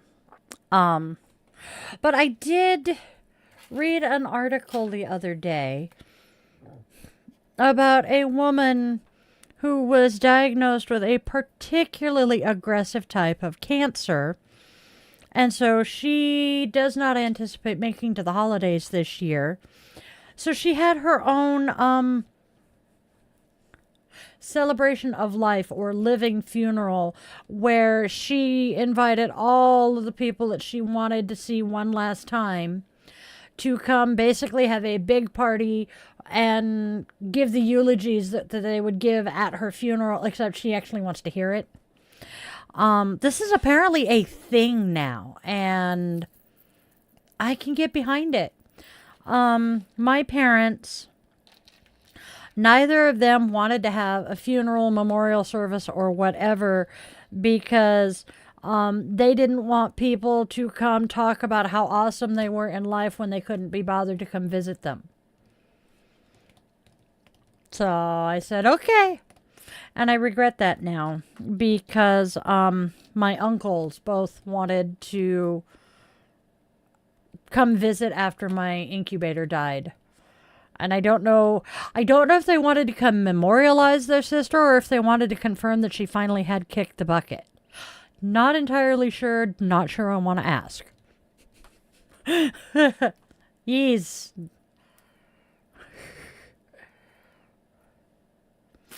Butterflies for Christmas sounds good. Yeah, I know, Amy. Most of us who knew her well would not have said that, but she had that side of her that people really did think she was a really cool, really awesome person. I mean, anytime that she could be the center of attention somewhere, she was the life of the party, and everybody thought she was so nice and so sweet and so awesome. But yeah, no.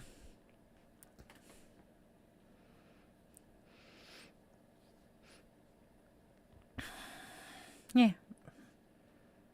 3 years? It's been 3 years for what, John? I'm curious. Losing a parent? The man behind the curtain and I are butting heads a little bit, because he is, and understandably, pre-mourning his parent because their health is deteriorating. And, I do but don't get it, because my relationship with my parents was not great. Let me know. So it's I had mourned my dad much the way he is already by the time we lost him, but it was weird. And then when the incubator died and I realized I'm an orphan now. Wow. That was an interesting realization.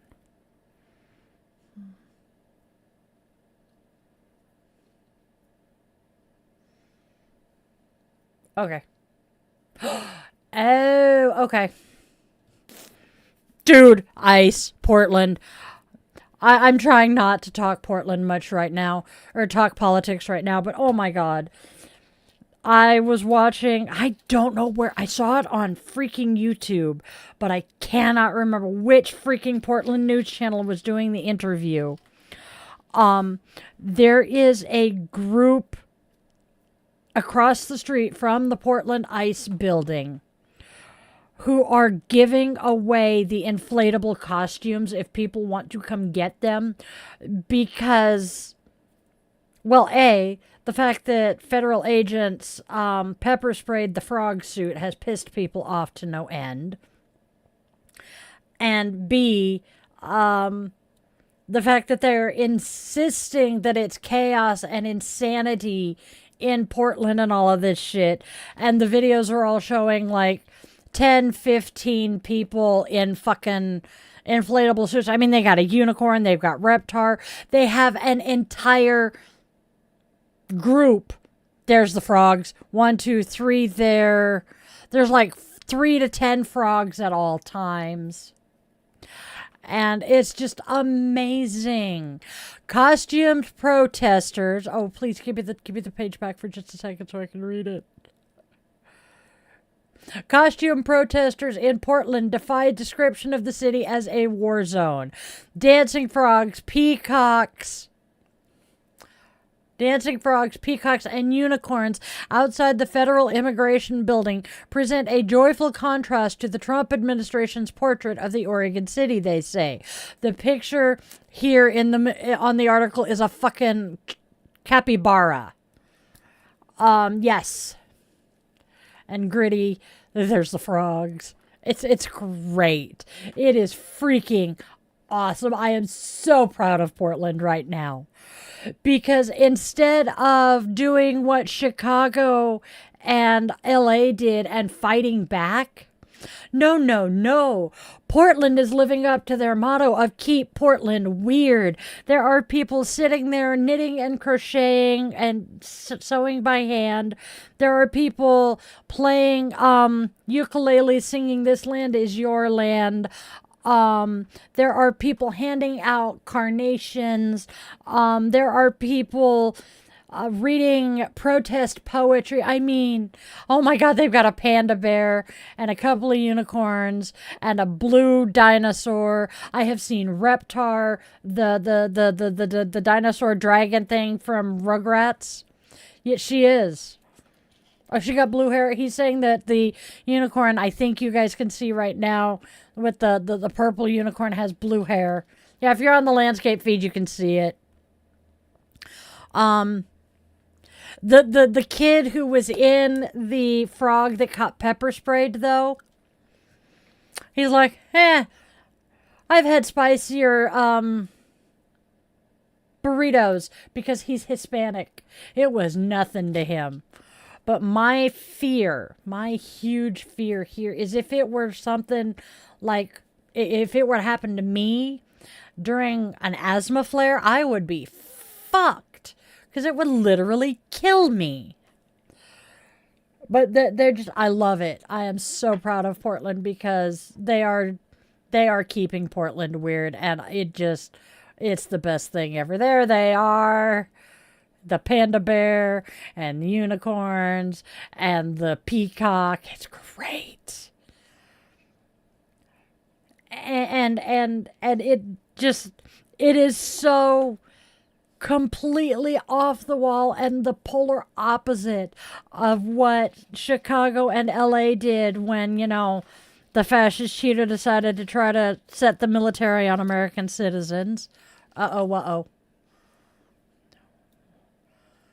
Uh-oh, uh-oh. What am I missing?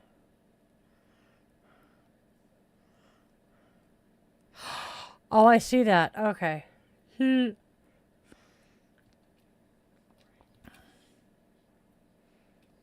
That's bizarre. Oh, yay. It's glitching at us again. I know you love capybaras, Aspen. That's part of why I pointed it out. I know somebody to... Now what? I'll give you your go-gurt once we're done, okay, baby cats? Oh, I got the butt. I got the tail. I got the butt. I get in the scritchies. Oh, we're doing fantabulous. Oh, well. But yeah, I am so enamored with what Portland is doing. I have not been so proud to have been a Portlander as much as I am right now. It's beautiful. I love Oregon. I want to go home. Oh no, that's stressful. And apparently it has decided to link shit that it's not supposed to have linked. So we're having fun. All right. It did. It worked for a minute, and then it decided to stop. I'm frustrated. Can y'all tell? I can tell.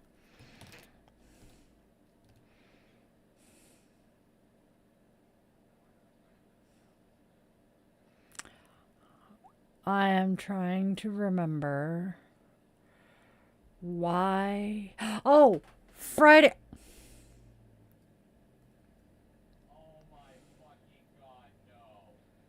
Oh.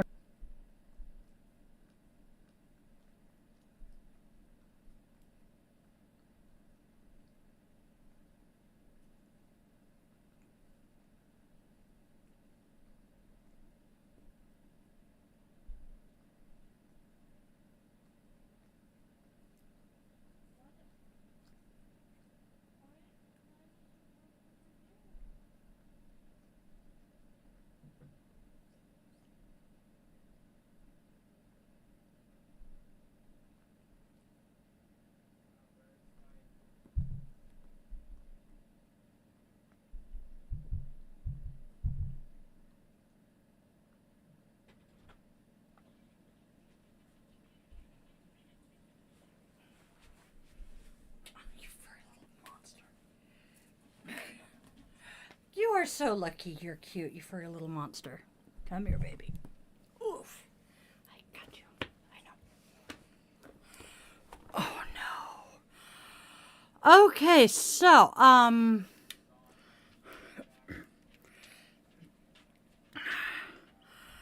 alright, y'all. Oh, well.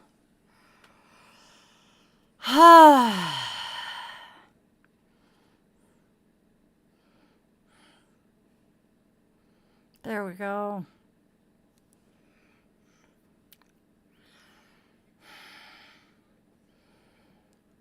It just completely decimated everything he had set up.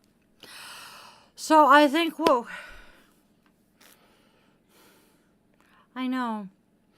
So I think what we are going to do now is, well, we were close to time to wrap up. Anyway, we had 10 minutes. Okay, we can keep going for 5-6 more minutes. Because you know what I'm going to do? Yup.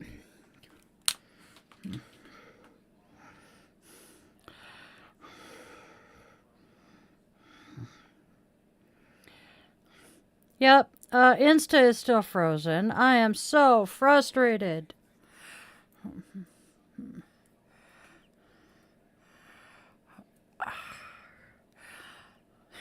We keep John company on the way home. I like that.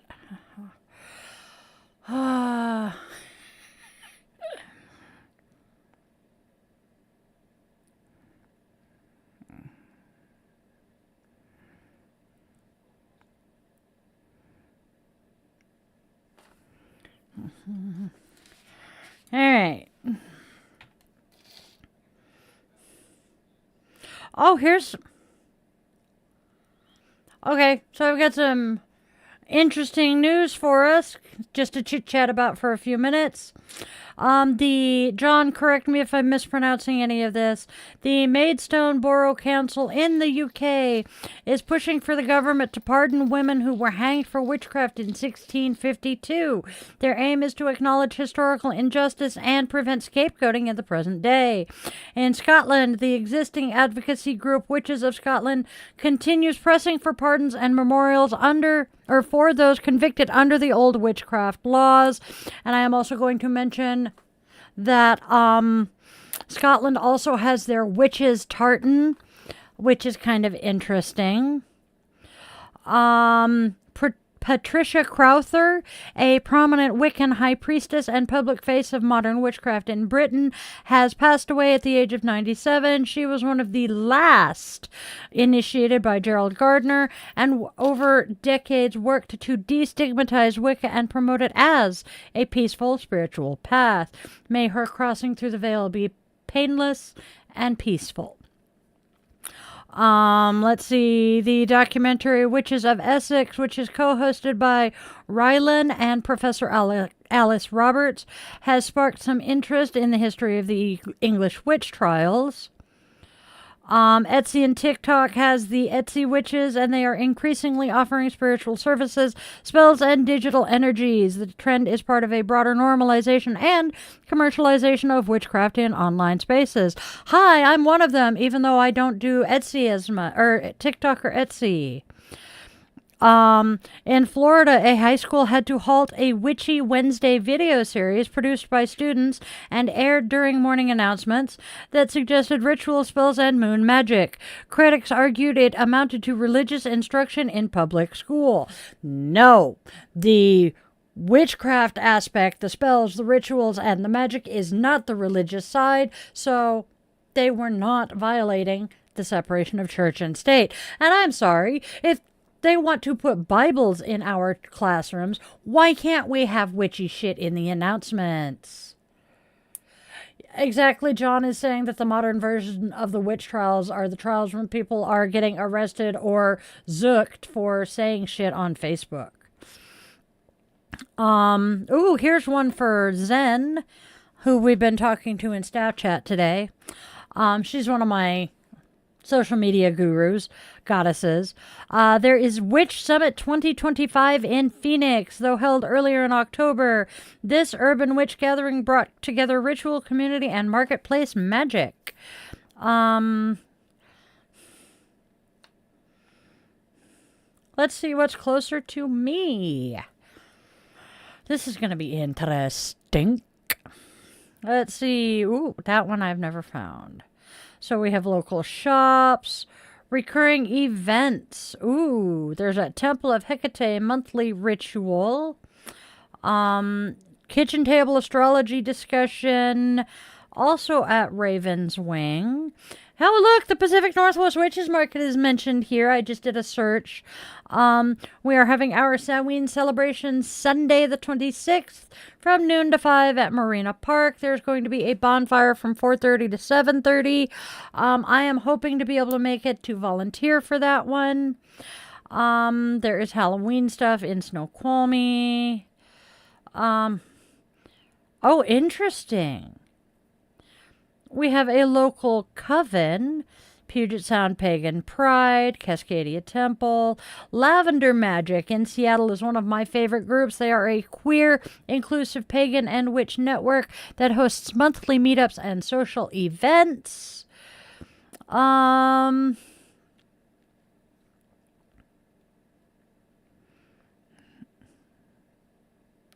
Let's see, what else have we got? Northwest Pagan Fest returns to Spokane. That'll be cool. Seattle sees a resurgence of witchcraft and pagan interest. Good to know you're home, dear. That is good. A Seattle Weekly editorial observes that witchcraft, pagan, and shamanic spirituality are experiencing renewed visibility in Seattle's arts and cultural circles. There is going to be a true crime fest in Auburn. That sounds fun. Washington ranks high in reported supernatural sightings. A study combining UFO reports and ghost sightings placed Washington among the top states for supernatural activity. In terms of per resident odds, it's ranked around 7th for seeing something unexplainable. There is a local group that I am going to be looking into in the Pacific Northwest going by Divine Warrior Witches, describing themselves as eclectic practitioners, artists, storytellers, and community builders. The Spirit Northwest Pagan / Witchcraft Gathering in Portland is planning a 2026 event with immersive workshops, sacred ritual, a vendor marketplace, etc. That's what I'm going to look at. We're going to that website. Boom, boom, boom. Hey. April 23rd through 26th. Ooh, this sounds fun.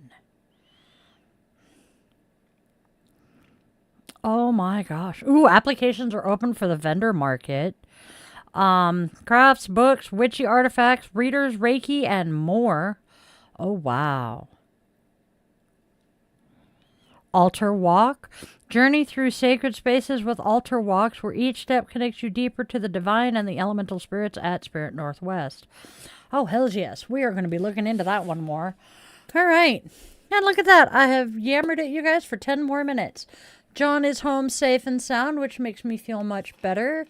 Do you want me to keep yammering while you finish that, babe? Because I can happily continue talking about witchy shit going on in the Pacific Northwest. Let's do that. Do you guys... There we go. Let's go to Mr. Rogers. I'm fine, Mr. Rogers. There he is. So...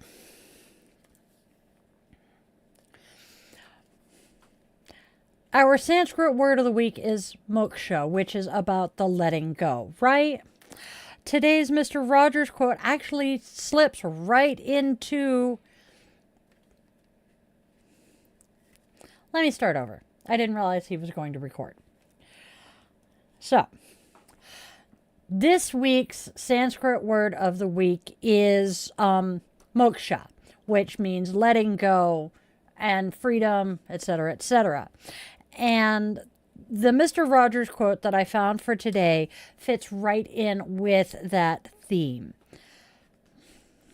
Mr. Rogers says, one of the strongest things we have to wrestle with in our lives is the significance of the longing for perfection in ourselves and in the people bound to us by friendship or parenthood or childhood. My interpretation of that is moksha. We need to let go of that desire for perfection in those people. That's our moment of Zen for today, my darlings. That's our Mr. Rogers quote of the week. Oh my good gods. Where's my brain? In Chicago.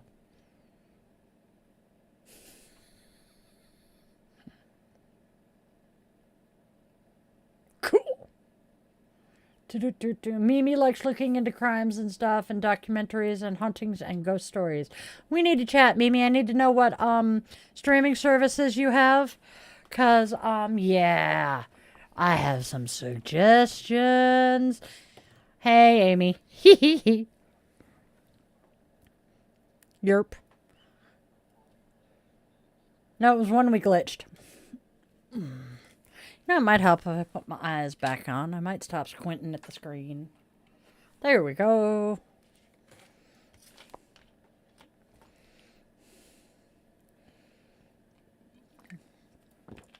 All right, my witchlings. I think it's time to say goodbye for the afternoon.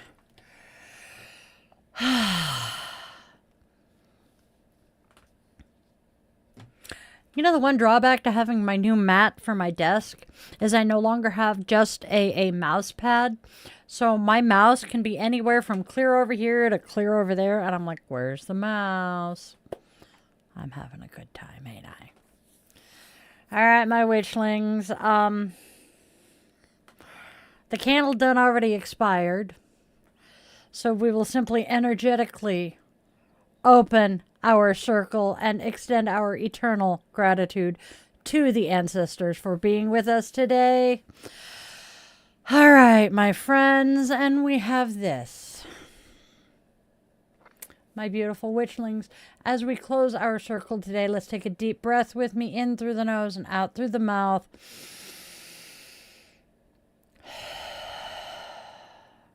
Let whatever you have been holding soften just for a moment.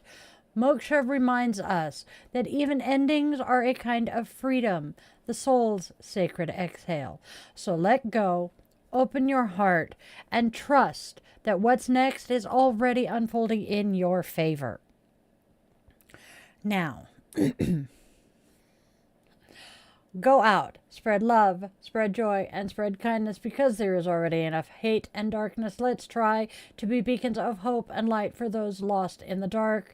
Tell your loved ones, whether they walk on two legs, fly with wings, curl up with fur, glide on scales, or tiptoe on paws and claws, that they mean the absolute world to you. Moments slip away faster than we ever expect, and those last goodbyes often come far, far too soon. On that note, my darlings, my dears, my beloved witchlings, thank you all so much who have stuck around today from the beginning through the technical difficulties, the glitch, and the that we had. I am very appreciative of all of you who have stayed this long. And since you made it this far, hey, let's do the whole like, share, and subscribe thing. Please be sure to hit the bell. And I would be so very much appreciative if you would help us appease the algorithm gods by leaving me a comment of at least 7 words. As Amy has said a couple of times now, hey, look, die, I made it. Works if you can't think of anything else to say. All right. Now go out and have a fantabulous magical rest of your day or night wherever you are. And please always, always, always remember that you are loved, you are wanted, and you genuinely are needed. Your purpose here is real, even if you have not discovered what it is yet. I was 45 before I did. I love you guys all to bits, and I will see you all soon. Check out...